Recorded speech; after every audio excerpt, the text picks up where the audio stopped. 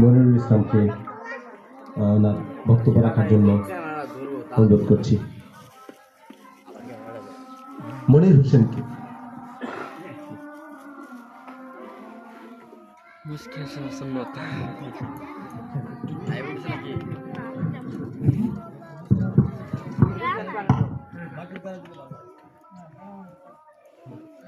বিসমিল্লাহির রহমানির রহিম।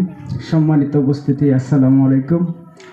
আসলে এইভাবে বক্তব্য দেওয়ার অভ্যাস আমার আসলে নাই, তবে মনের দুই চারটা কথা আপনাদের সামনে বলতে চাই।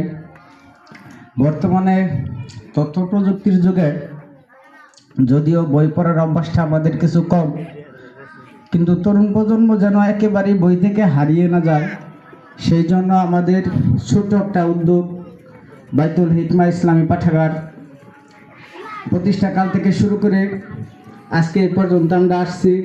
আপনাদের দোয়া সমর্থন সবসময় আমাদের সাথে ছিল, আশা করি আগামীতেও থাকবে। আর বর্তমানে শারীরিক বিকাশের চাইতে মানসিক বিকাশটা